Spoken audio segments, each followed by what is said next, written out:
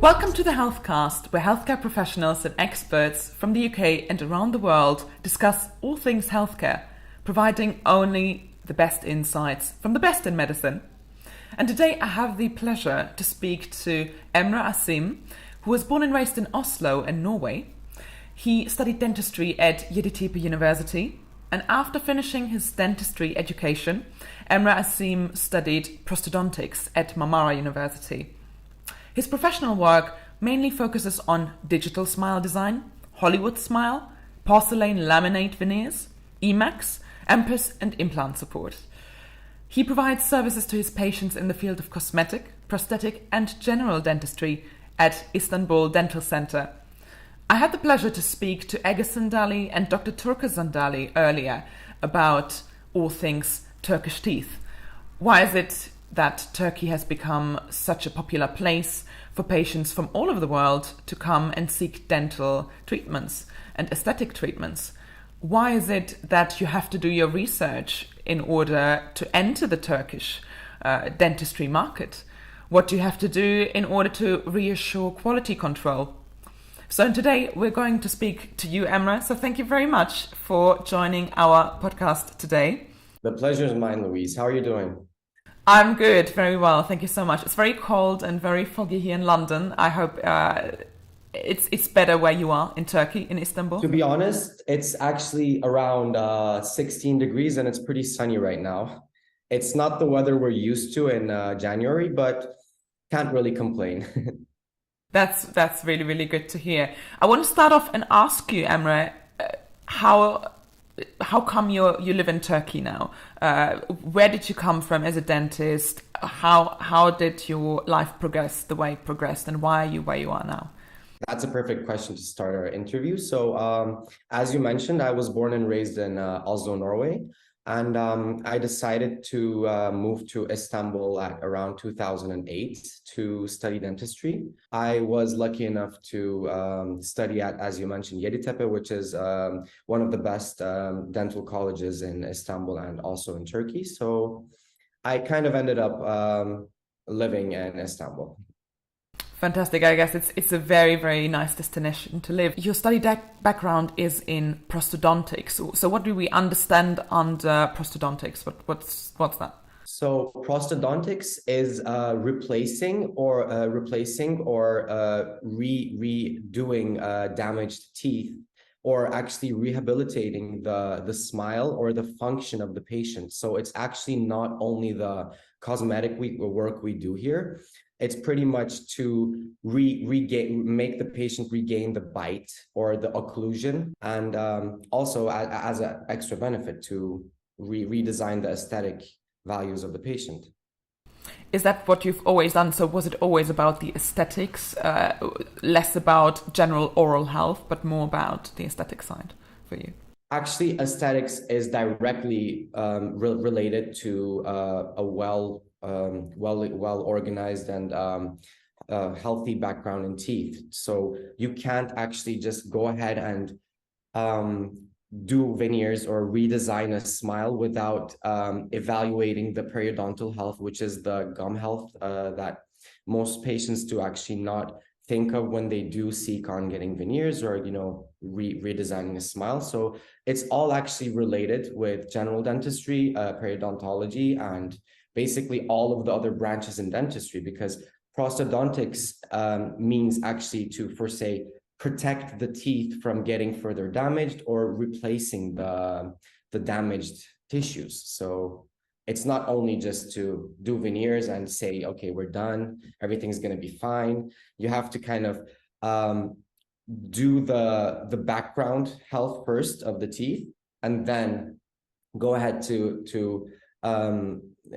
do the other parts, which will evaluate the teeth to be in a better state than they were before. Absolutely, and that's really, really important, because what I learned when doing a little bit of research on Turkish teeth and on Turkish dentistry is that there might be lots of clinics that don't have the same credentials as Istanbul Dental Center, where people just see a page on Instagram that looks appealing and aesthetic, and they send in selfies of their teeth. via Instagram direct message, and they get a response from the clinic that already gives them a full assessment of their oral health. As you said, yeah, that is not the proper way to go.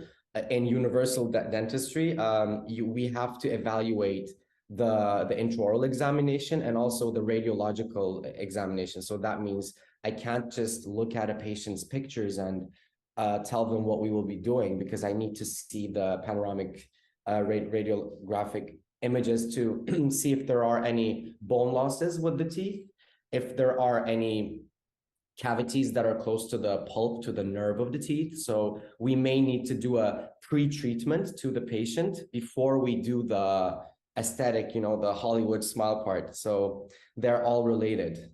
So talking about Hollywood smile, talk me through, this is probably the most in-demand treatment at the moment for, when we refer to Turkish teeth, I think this is what people think about. And they're coming internationally, they seek these treatments from you increasingly from abroad in the last few years, I guess.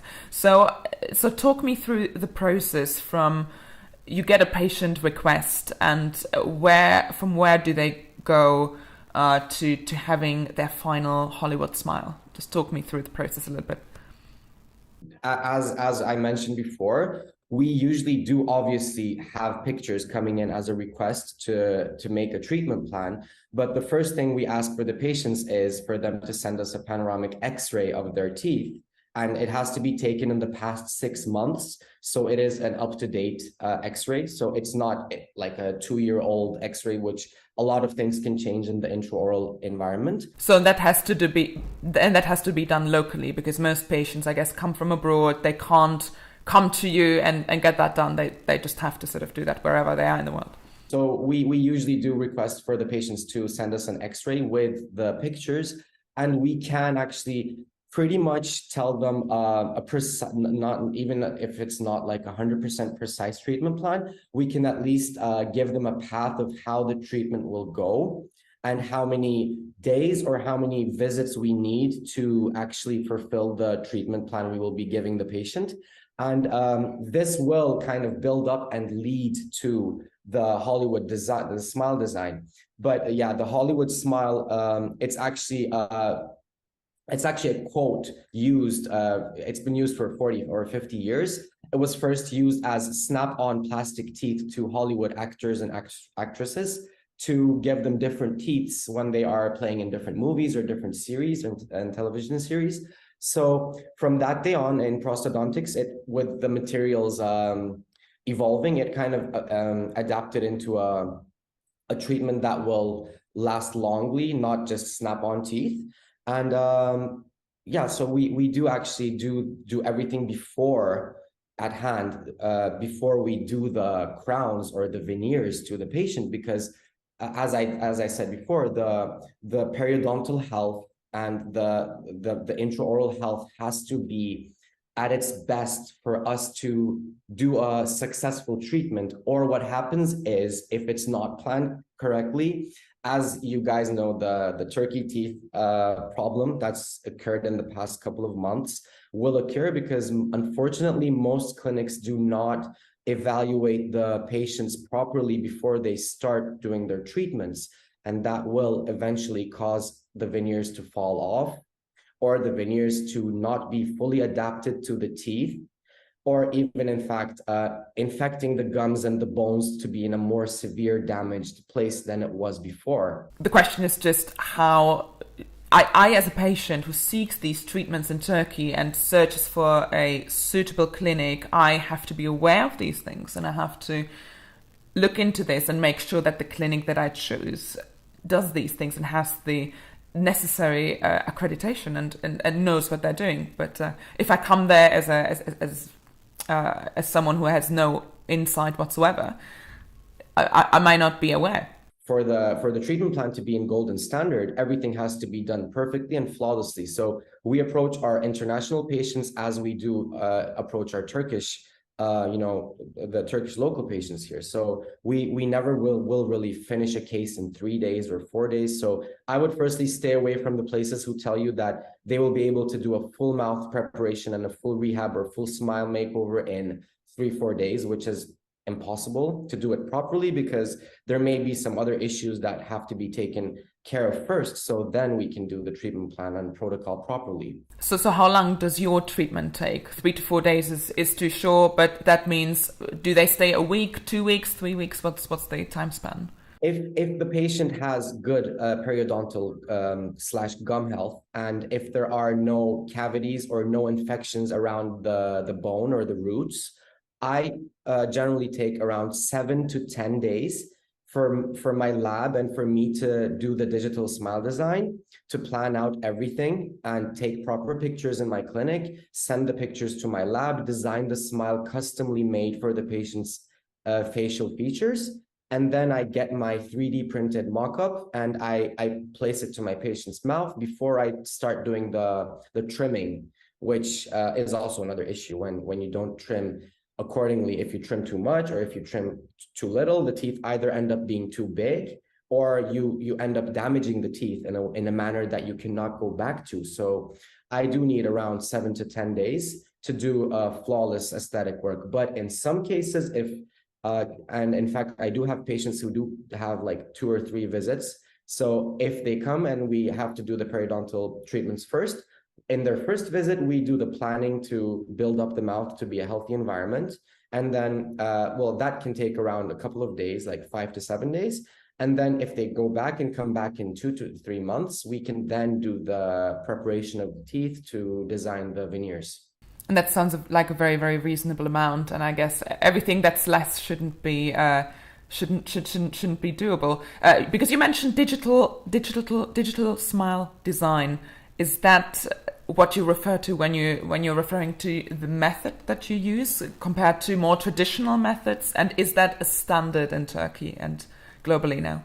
If you contact any clinic in Istanbul and ask for a quote, they will all tell you that they do digital smile design and that they do Hollywood smile designs. It is not correct, because you need the application, which is called digital smile design, and you need your lab to be able to work with that application. So it is a method that is used to, as I said, design the smile to be accordingly to the patient's face, because it kind of calculates the golden standards of your face, and it gives you the perfect smile that will fit into the patient's smile, but not only aesthetically, but also occlusally speaking. So it has to be in a perfect bite situation. So when I do digital smile design, I get a 99% chance of having a perfected design, rather than the old methods, which you would go to the dentist and they would just trim your teeth, not even take pictures to give to their lab, and just wait for the lab to do excellent work. Whereas the lab has no information about the patient, they have no pictures, they have no color shade chosen appropriately to the patient's face or color. And then they just start doing copy-paste work, which ends up in being terrible and horrible. The patients cannot speak. It affects their phonation, their pronunciation in some words and some letters. So it pretty much actually does mess up more rather than help the patient. So I've been using digital smile design for 8.5 years now. And it's basically a simple protocol that when the patient first comes into my office, we take pictures of the patient, I take a video, and I send the data to my lab. They have big screens that they put up the case in, and then I give them a couple of pages of notes on what the patient wants, why they came to my office to get their, reevaluate and redesign their smile.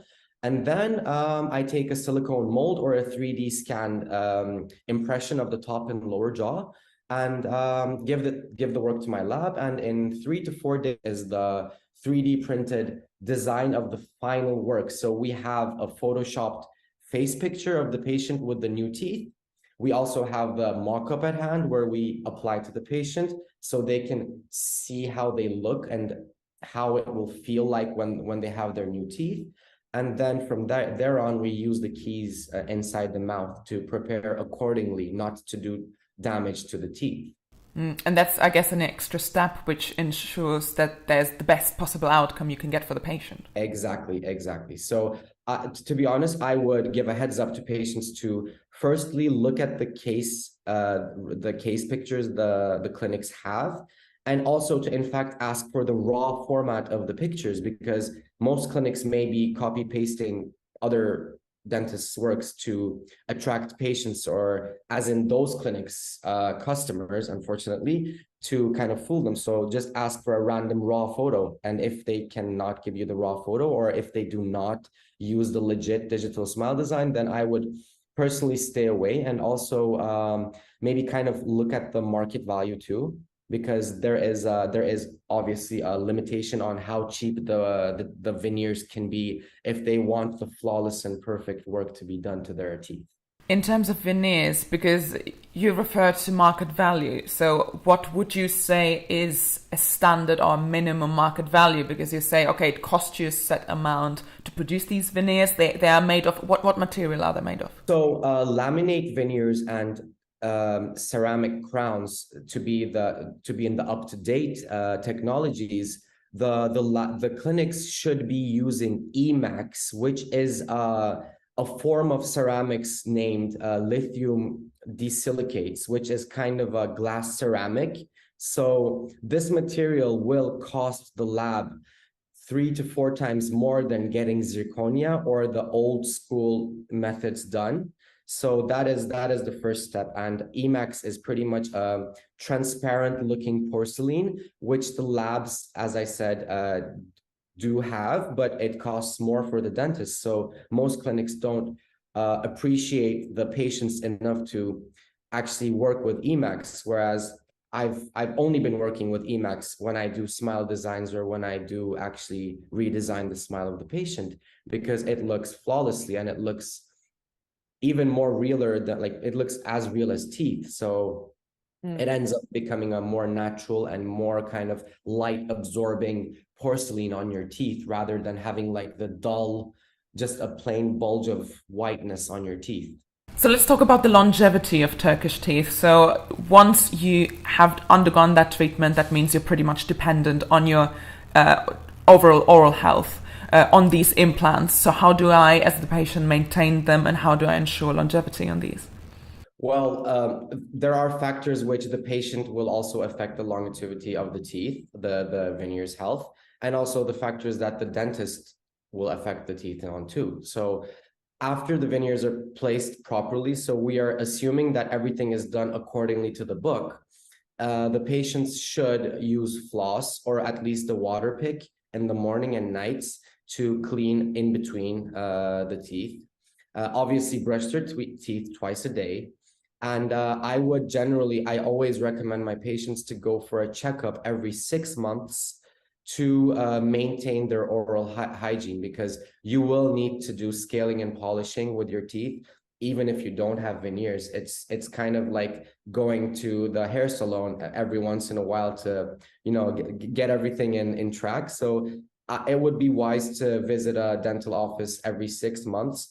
I'm pretty lucky with my patients, because most of them do come back every once in a year to have a general checkup with me. And it has never been that they have not come back. But even if they don't come back, so I do have some patients who live in New Zealand or Australia or in the States, or if they don't have that much time off, they are lucky enough to go to their dental clinic back at home. Whereas I've gotten a lot of thank you mails from my colleagues abroad, because right now there are so many bad treatments coming back from Turkey to their countries. When they see the work that I do, I get a lot of positive feedbacks, not only from the patients, but also from my fellow colleagues, which is pretty a good, like a thumbs up and like a pat on the back for me. Obviously, veneers will not last for 30, 40 years. That I would say is a lie. Generally, veneers will last a good amount of 10 years if the patient does take good care of their teeth. But would you need to replace the whole smile after, let's say, 10, 15 years, depending on how long you're or is it just that, okay, once the work is done, they just have to be covered up again, or do you basically have to remove the whole There are different methods. So in some cases, if one of the tooth does get a small chip, we would obviously remove the veneer without causing damage to the remaining tooth structure, because we use a laser to remove the veneers, which is also an up-to-date technology. You just basically cut off the veneer from the tooth by using a special type of laser, and then pretty much retake the impression, or if the lab has the database of the digital smile design, they can print out the work again in a short time. But to be completely honest, I have not had this issue yet. So I was pretty lucky enough to never have this issue. But obviously, in every 100 teeth, one veneer may get decemented, which means the decementation is the veneer falling off of the tooth. This can happen once in every 100 veneers, and there are a lot of factors which can affect it. It's not only the dental the dentist's fault. It can be because after the cementation, if the patient goes out of the office and they're not supposed to eat anything for example, an hour, if they go out immediately and try to grab a dish and eat, or if they play with the teeth, kind of moving them back and forward, that will obviously remove the glue in between the veneer and the tooth. But that has not really happened a lot too. So I think there's a misconception of patients. They can crack bottles and they can crack nuts with their new teeth. But obviously, that's not we should not do with our own teeth too. So we should never open a beer with our own teeth. Because you're obviously damaging your teeth. Or if you're eating hard nuts, it's not wise to bite hard nuts with your front teeth, because the front teeth are not meant to chew. Our back teeth are obviously meant to chew, but there's the different concept in our mouth. The front teeth are meant to bite something off, and then we chew with our posterior, our back teeth.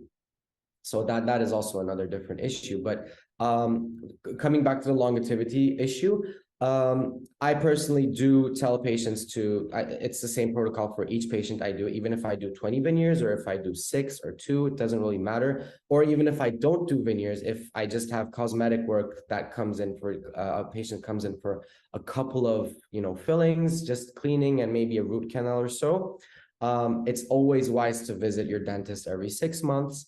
And once the veneers do start to cause problems, if we're speaking about veneers again, in 10 years, it is always wise to reevaluate the teeth.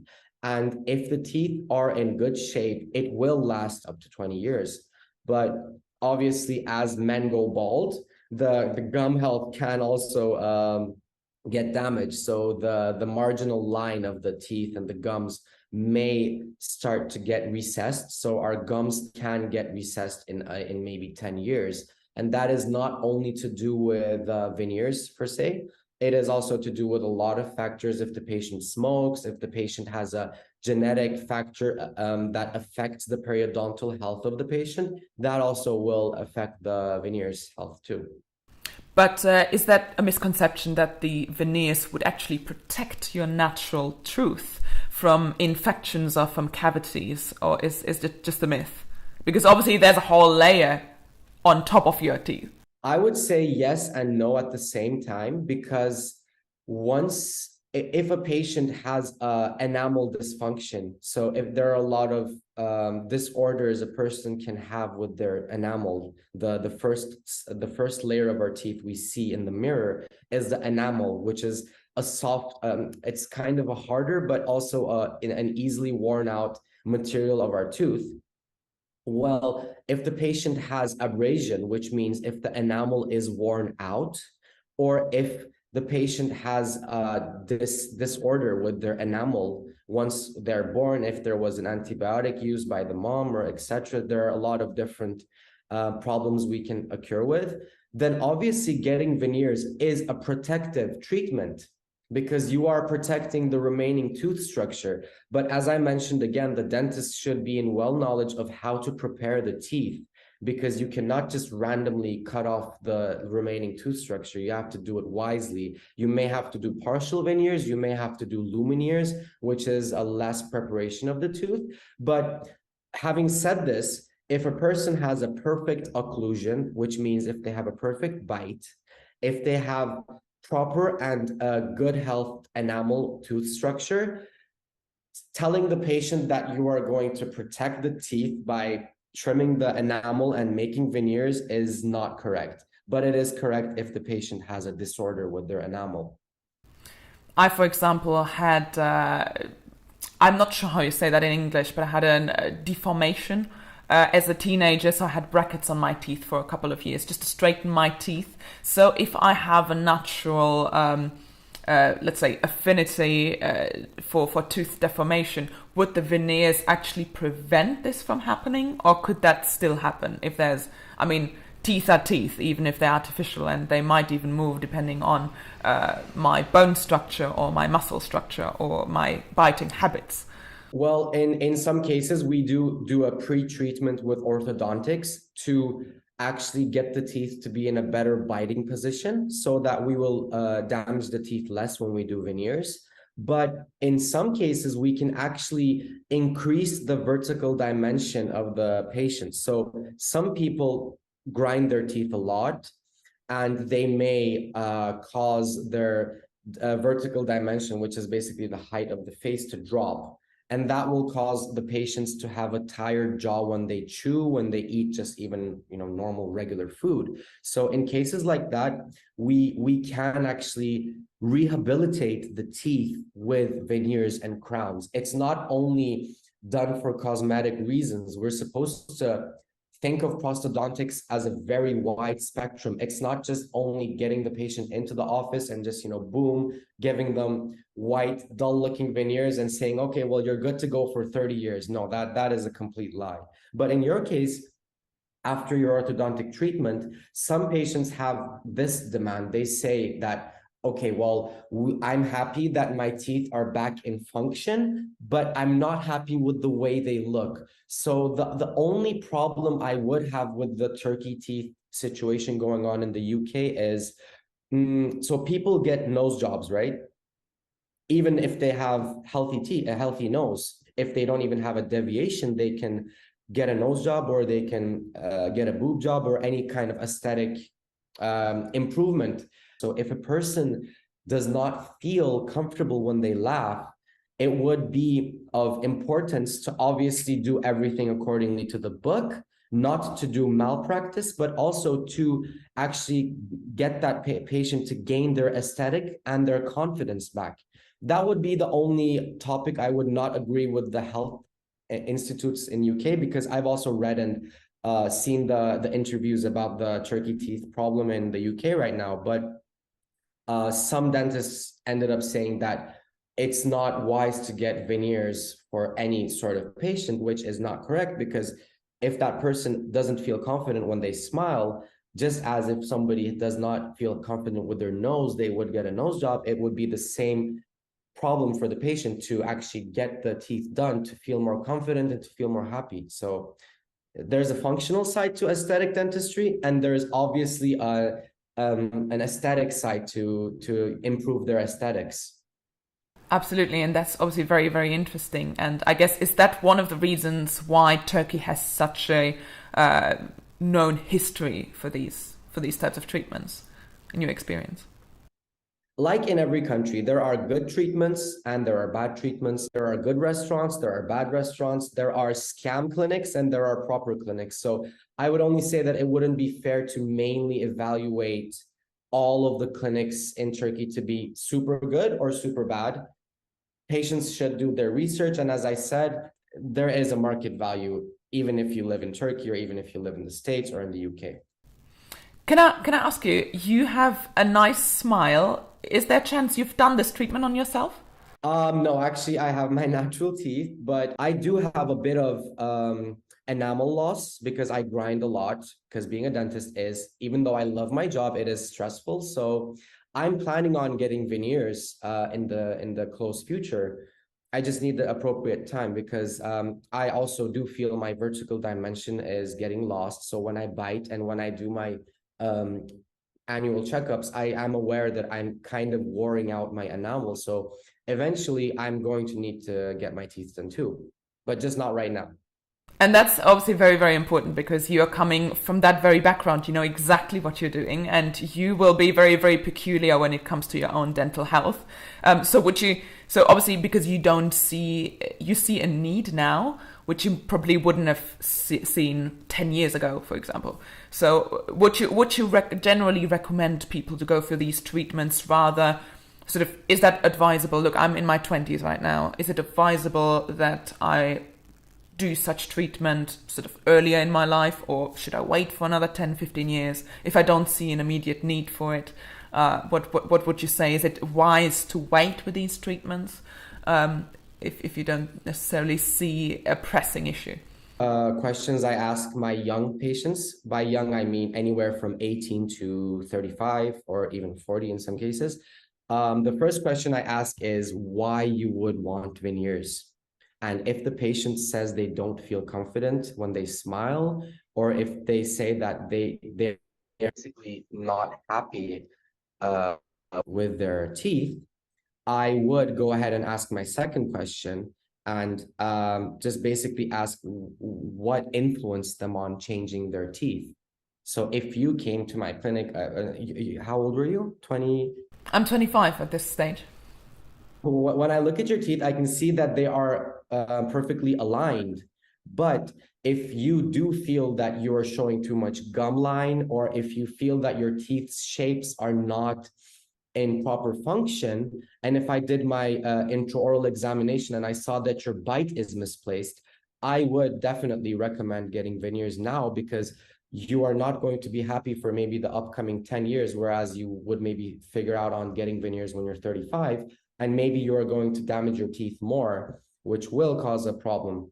Absolutely. So Emre, since we're coming to the end of our interview, is there any type of last advice that you could give to patients who are currently seeking or researching these types of treatments? So let's say if I decided to go to Turkey, obviously I would come to you, I would come to Istanbul Dental Center, but is there any last advice that you would give for patients? How do they prepare for these treatments? How do they go about? What's the time frame they have to take out of their years? What's sort of the amount of money they can expect to spend? So is there some sort of last advice or some key elements that you would still give patients? I would most definitely recommend the patients to seek professional health, not look for the cheapest clinic, and obviously look at the time frame to be around 7 to 10 days.